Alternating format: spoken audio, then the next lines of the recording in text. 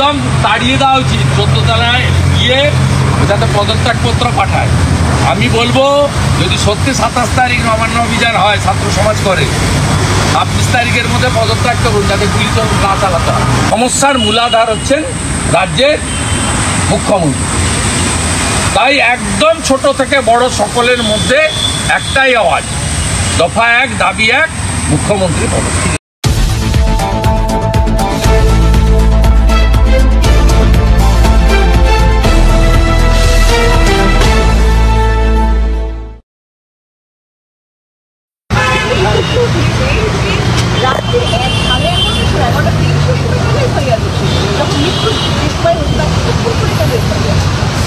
দেখুন, সুপ্রিম কোর্টের যে ইনিশিয়াল ভার্ডিক্ট, ইন্টারিম ভার্ডিক্ট, এটা নিয়ে তো সমালোচনার জায়গাও নেই।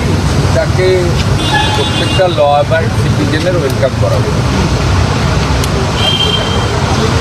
আমার যেটুকু ব্যক্তিগতভাবে মনে হয়েছে যে মহামান্য সুপ্রিম কোর্ট ইনিশিয়ালি তারা প্রিভেনশনের দিকে বেশি করে জোর দিয়েছে। শুধুমাত্র মহিলা চিকিৎসক বা মহিলা চিকিৎসা কর্মী নয়, সমগ্র চিকিৎসক সমাজ, চিকিৎসক সেবার সঙ্গে যারা যুক্ত, তাদের জন্য তারা একটা পার্মানেন্ট সলিউশন দিতে চান। মানে মহিলা চিকিৎসক বা স্বাস্থ্যকর্মীর সাথে সাথে সমগ্র চিকিৎসা সমাজ যাতে নির্ভয়ে সুস্থ পরিবেশে এবং একটা সুন্দর পরিকাঠামোর মধ্যে কাজ করতে পারেন, এবং আরেকটা যাতে আজীবন না ঘটে সেটার থেকেই তারা সবচেয়ে বেশি প্রায়োরিটি দিয়েছে বলে আমার মনে হয়েছে। কিন্তু ওই দিনকার ইনসিডেন্ট এবং 14 তারিখের মিডনাইটের ঘটনা, এটা নিয়ে আরো কঠোর কঠিন দৃষ্টান্তমূলক কিছুর আমি আশা করছি।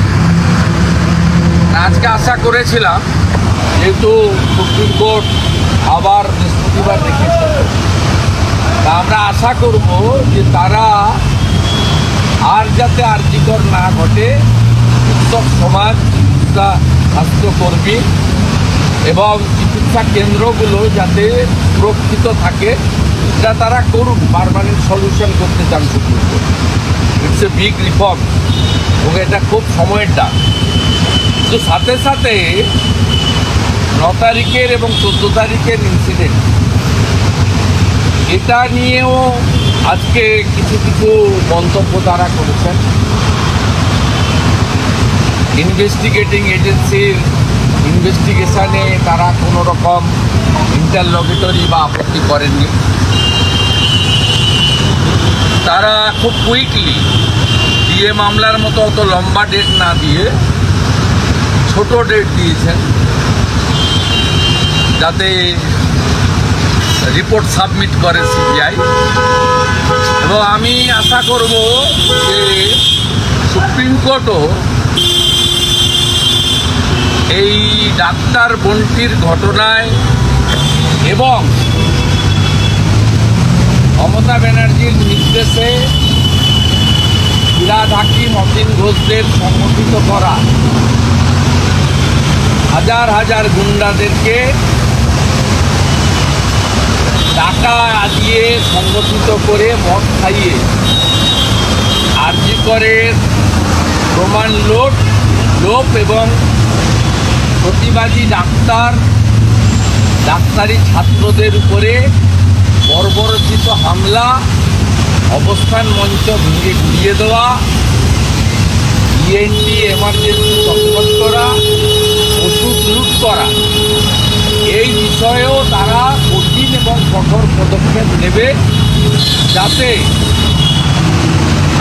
মমতা ব্যানার্জির প্রশাসন বা সরকার এবং কলকাতা পুলিশ বিশেষ করে যে চক্রান্তের শরিক তারা ছিলেন, সেই চক্রান্তকারীরা দৃষ্টান্তমূলক পানিশমেন্ট পাবে, যাতে এই ধরনের ঘটনা এবং ঘটনা ঘটলে তাকে চাপা দেওয়ার জন্য, প্রমাণ লোপাট করার জন্য এইরকম হিনিয়াস ক্রাইম ভবিষ্যতে যাতে কোনো সরকার, কোনো আধিকারিক, কোনো ল এনফোর্সিং অথরিটি না করতে পারে, এটাও যেন সুপ্রিম কোর্ট ভবিষ্যতে তার বিবেচনার মধ্যে রাখেন, এটা আমি আশা করি। ন্যাশনাল টাস্ক ফোর্স গঠন করা হচ্ছে 10 সদস্যের, সার্বিকভাবে তারা এই শিক্ষকদের সুরক্ষার বিষয়টি দেখা। আমি আবারও বলি, সুপ্রিম কোর্ট যে ইন্টারিম অর্ডারটা দিয়েছেন তাতে তাদের প্রায়োরিটি, আমার মনে হয়েছে প্রায়োরিটিতে ছিল যে আর যাতে আর্থিকর না করে। এটা নিয়ে আমার ব্যক্তিগতভাবে আমি ওয়েলকাম করছি, আমার কোনো বক্তব্য নেই, এটা খুব ভালো উদ্যোগ। কেউ চায় না আর আর্থিকর হোক। যে কালা কানুন, যে নিয়মটা, কিন্তু মুখ্যমন্ত্রীর চাটুকার আলাপন বন্দ্যোপাধ্যায়কে দিয়ে সরকার প্রকাশ করেছে, এটাও খুব ভয়ঙ্কর, এটাও বিবেচনায় আসা উচিত। সরকার বলছে মহিলাদের রাত্রে ডিউটি দিতে না, ডিউটি করতে না, বেশিক্ষণ থাকতে না। সরকার বলছে নবান্ন থেকে, এই গাইডলাইনটাই তো খুব অ্যালার্মিং। নারী সশক্তিকরণের দিনে এবং সংবিধান সংশোধন করে লোকসভা বিধানসভায় 1/3 মহিলা সংরক্ষণ বিধি ফাইনাল হওয়ার পরে আজকে পশ্চিমবাংলার মতো মাটিতে দাঁড়িয়ে যদি সরকার বলে, সরকারের মুখ্যমন্ত্রীর অ্যাডভাইসার বলেন নোটিফিকেশন করে যে মহিলারা রাত্রে ডিউটি না করাই ভালো, ডিউটি করলে কম সময়ের মধ্যে করা ভালো, তার মানে কার্যত নারী স্বাধীনতা, নারী সুরক্ষা, এটা নিয়ে সরকার হাত তুলে দিচ্ছেন যে রাত্রিবেলা মহিলাদেরকে আমরা নিরাপত্তা দিতে পারবো না। এ বিষয়েও দেখা উচিত। তাই আমি আপনাকে বলি, ন্যাশনাল টাস্ক ফোর্সকে যেমন ওয়েলকাম করা যায় ফিউচার প্রিভেনশনের জন্য, যাতে আর একটা আর্থিকর না ঘটে, সাথে সাথে 9 এবং 14 যে হরিবল এক্সপিরিয়েন্স হয়েছে, 9 তো কোনো ক্ষমা নেই, এবং 14 highest conspiracy by the state government ruling party connivance with Calcutta police. এটা নিয়েও ইন ফিউচার অত্যন্ত কঠিন কিছু একটা দেশের সর্বোচ্চ আদালত করুক, এইটা বাংলার মানুষ আশা করে, আমি নিজেও আশা করি।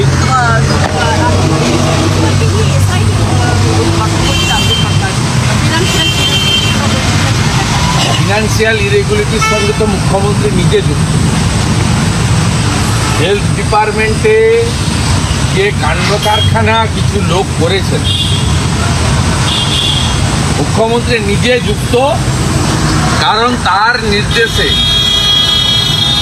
নিম্নমানের হেলথ মেটেরিয়াল সাপ্লাই করা, টেন্ডার সিবিসি গাইডলাইন ভাইলেশন করা,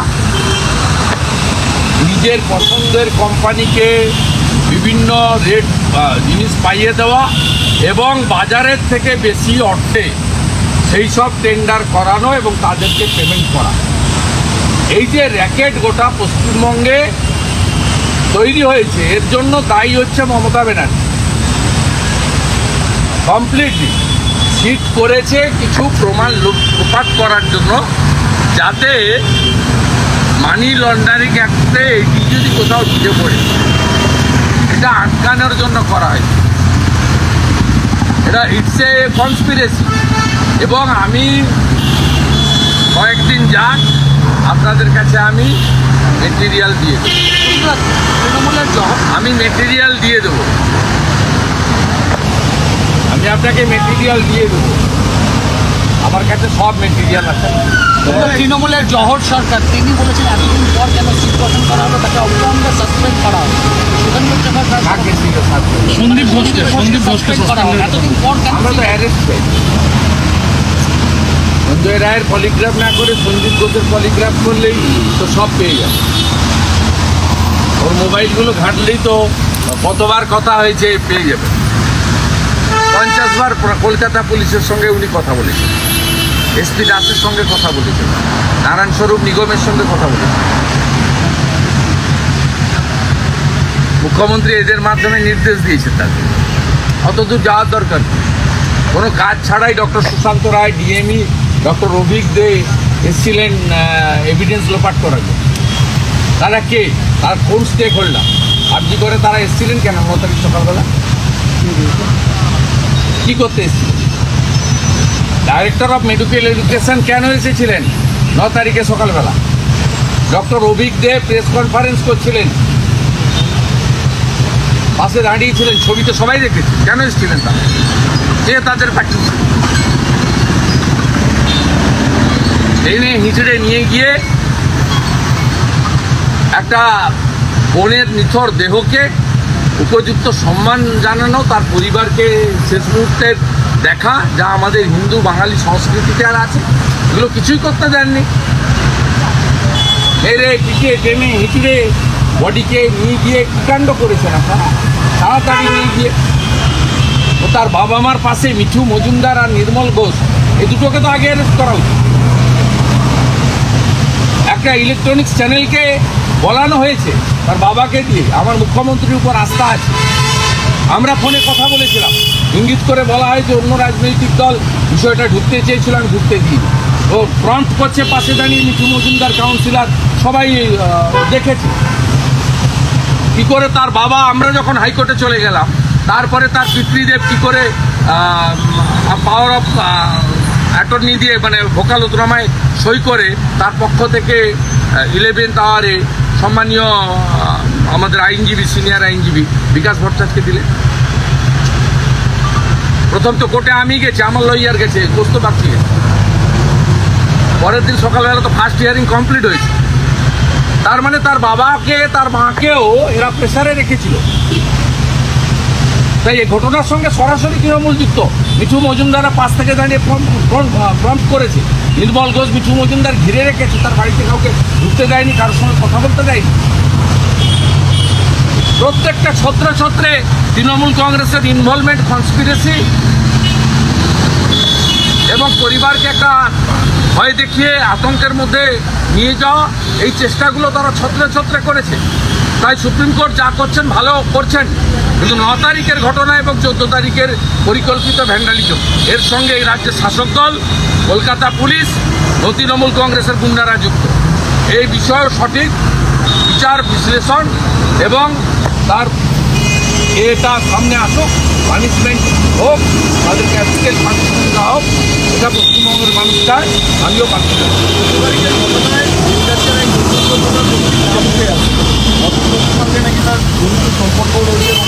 আরে গাড়ি গাড়ি করে লোক নিয়ে এসছে, 2,500, 3,000, 4,000 লোক নিয়ে এসছে। পুলিশ নিজে বলেছে 7,000 মব। আজকেও আমি হিয়ারিংয়ে দেখছিলাম, সুপ্রিম কোর্টে বলছিলেন। আপনি ভাবতে পারেন, আপনার ছোট্ট কথা বলুন তো, রাজ্য সরকার জনগণের করের টাকায় যে মুখ্যমন্ত্রী উই ওয়ান্ট জাস্টিস চাইছেন, পুলিশ মন্ত্রী, স্বাস্থ্যমন্ত্রী মিছিল করছেন পুলিশ মন্ত্রীর বিরুদ্ধে উই ওয়ান্ট জাস্টিস ব্যানার নিয়ে, সেই পুলিশ মন্ত্রী সুপ্রিম কোর্টের সবচেয়ে কস্টলি লয়ারকে আজকে দাঁড় করিয়েছেন, সবচেয়ে কস্টলি লয়ার। আপনি আজকেও ডাক্তার বন্টির আত্মাকে শান্তি দিতে পারলেন না। আপনি কয়েক লক্ষ টাকা যারা ফি নেয়, এই সমস্ত লয়ারকে আজকে অ্যাপিয়ার করলেন শুধুমাত্র যাতে আপনার ঘনিষ্ঠ লোকজন, আপনার পেয়ারের বিনীত গোয়েলরা, সন্দীপ ঘোষেরা, এসপি দাসেরা যাতে আড়ালে থাকে। আজকেও গরিত অপরাধ আপনি করলেন। তাই আমরা যারা পশ্চিমবঙ্গের মাটিতে থাকি, কাজ করি, পর্যবেক্ষণ করি, নির্বাচিত জনপ্রতিনিধি, রাজনৈতিক কর্মী, এবং আমাদেরও কিছু সচেতনতা সংবেদনশীলতা আছে বলে মনে করি। After all we are human being, আমাদের হুঁশ আছে বলেই আমরা মানুষ। এর সলিউশন একটাই, দফা 1 দাবি 1 মুখ্যমন্ত্রীর পদত্যাগ। এর কোনো বিকল্প নেই, এর কোনো বিকল্প নেই, এটাই হচ্ছে সলিউশন। 4 তারিখের পর থেকে যে ছবিগুলো এসছে আড়াল করবেন কি করে? কোচবিহারের ছবি আড়াল করবেন কি করে? আড়িয়াদহের ছবি আড়াল করবেন কি করে? আড়াল করবেন কি করে চোপড়ার ছবি? আড়াল করবেন কি করে? আর তার আগে যদি চলে যায় রামপুরহাটের বকটুই থেকে হাঁসখালি পর্যন্ত, আড়াল করবেন কি করে? কামদুনির ফাঁসি হওয়া লোককে 19টা পিপি চেঞ্জ করে সিআইডিকে দিয়ে আপনি হাইকোর্ট থেকে ফাঁসির দণ্ডাদেশ থেকে মুক্ত দিয়েছেন, এবং আপনি